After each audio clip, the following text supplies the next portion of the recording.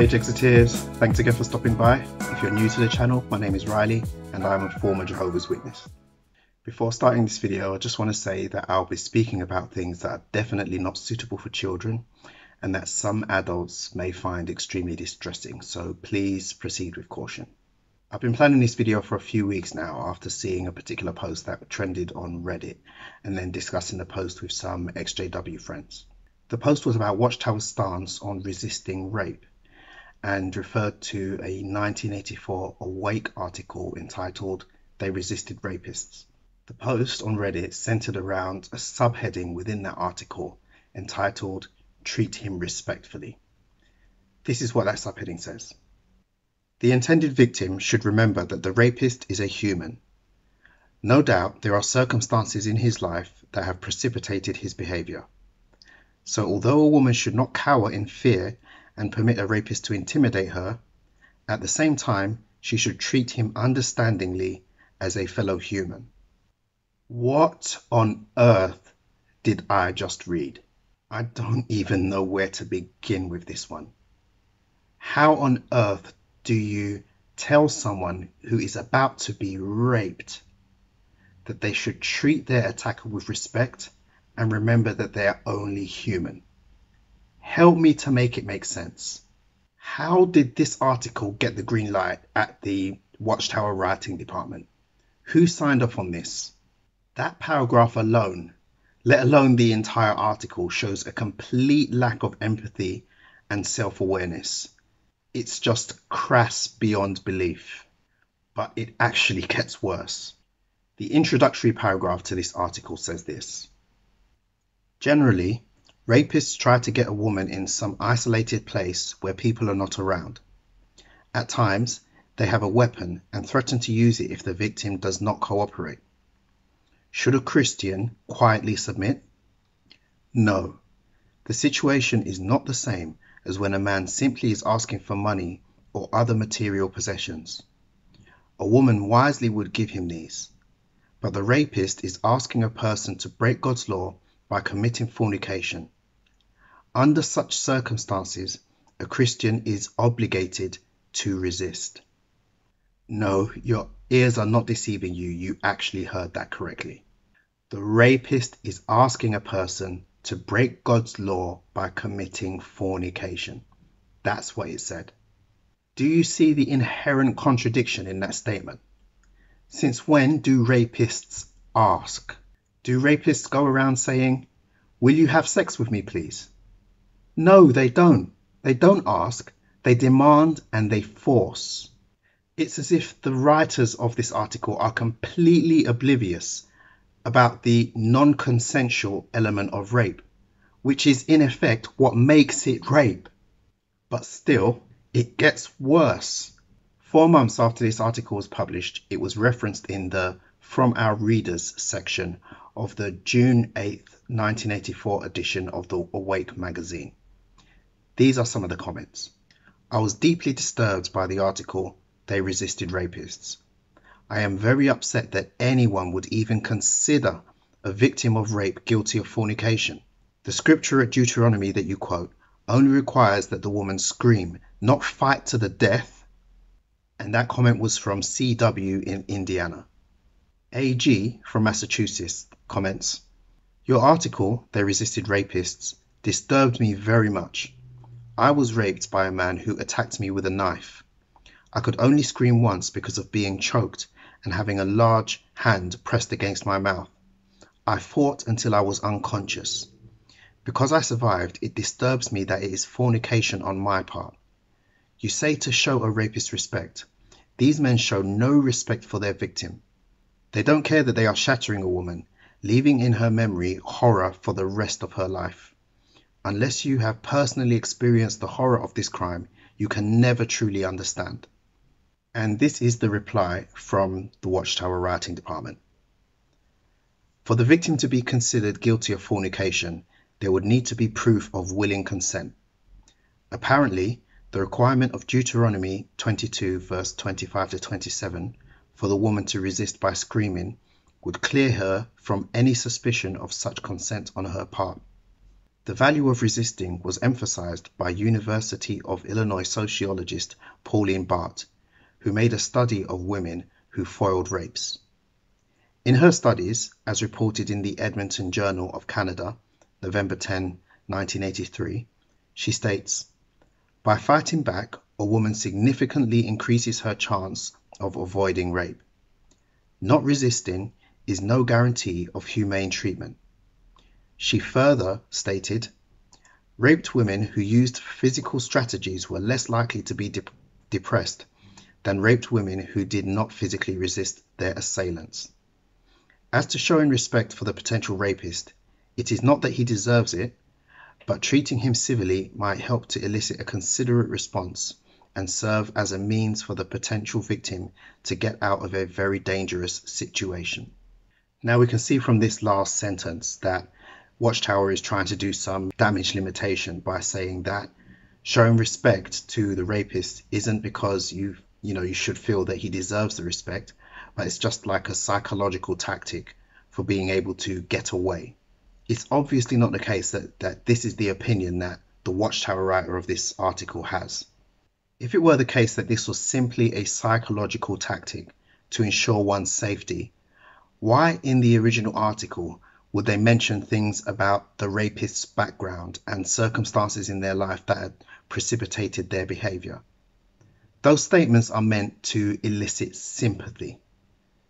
They're basically saying that you should show sympathy for the person trying to rape you. So this statement that they make at the end of the From Our Readers section, it's just a smokescreen.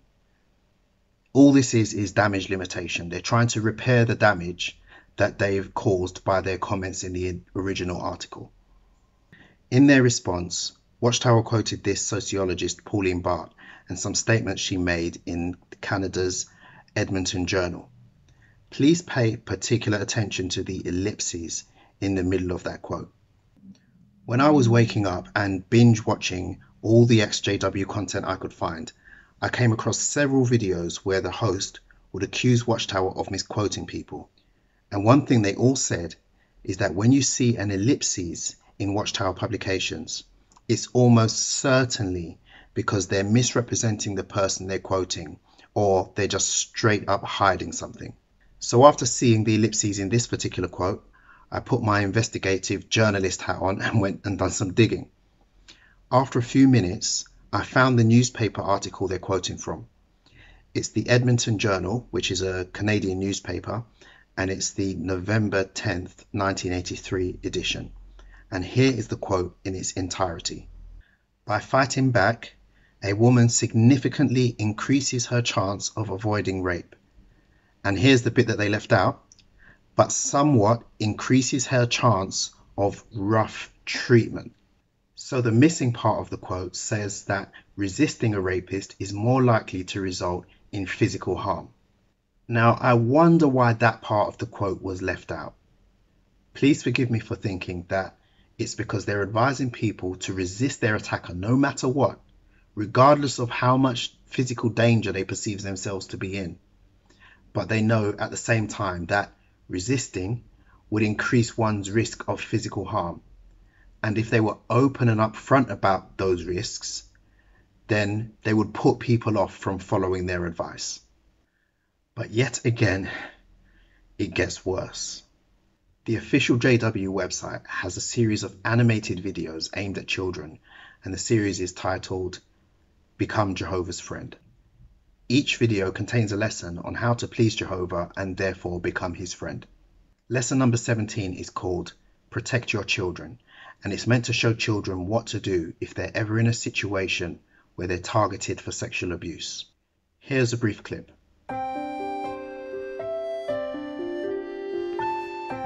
Children, Jehovah wants you to be happy and keep you safe. But some people want to do bad things to you. So Jehovah gave you a conscience. It's like an alarm system that helps you to know right from wrong. It will protect you from danger. So the video starts off with the father telling his children that Jehovah wants them to be safe and he wants to protect them from people who will want to do bad things to them. That's perfectly fine, no problem with that whatsoever. But then he starts to speak about conscience. Why? If someone wants to do something bad to you, what does your conscience have to do with it? Is Watchtower implying here that if you're a victim of sexual abuse, you're somehow ignoring your conscience and doing something bad? Again, help me to make it make sense. The purpose of your conscience is to guide you in making moral choices. But if you're the victim of a sexual assault, how is that your moral choice? That's the moral choice of the perpetrator. So where does your conscience come into play? Would they have this approach with any other type of crime? If this video were about protecting yourself from being killed, would it make any sense at all to mention the conscience of the victim? Of course not, because people aren't generally complicit in their own murders. So the fact that they mention conscience when it comes to the crime of sexual abuse shows that on some level they think that people, even children, are complicit in their own abuse. Adult victims of sex crimes have a hard enough time coming forward and speaking up about their ordeal, much less a child who's seen this video, been abused, and then feels guilty that they're somehow complicit in their abuse. How can you put that on a child? This is just sick. As disgusting as all of this is, these publications do actually explain an awful lot. Since my Jexit and my journey into activism, I've spoken to many victims of rape and sexual assault who were treated appallingly by congregation elders. I've even spoken to people who were disfellowshipped after being raped. And I've never been able to understand how the organization justifies treating victims in this way, at least not until now. I've come to the conclusion that the leaders of this religion, and I use that term loosely, simply do not believe that rape is a thing. They're rape deniers. It's as if they view sex as something so attractive, fascinating, and powerful that if it has been inflicted upon you against your will, on some small level, you actually wanted it, because it's too good a thing to ever not want. Anyway, that's all I have to say on the matter, except for this one thing. Whether you're an adult or a child, if someone is trying to sexually assault you, they are not asking you to participate in a sin. They are forcibly subjecting you to a crime. Thank you very much for watching. I'll see you in the next one. Thank you so much for watching to the very end of the video. If you haven't already done so, please like, leave a comment and subscribe to the channel. If you like my work and want to help me continue doing it, please support me on Patreon at patreon.com/Jexit_2020. And with that, I'd like to sincerely thank these very special patrons who make these videos possible.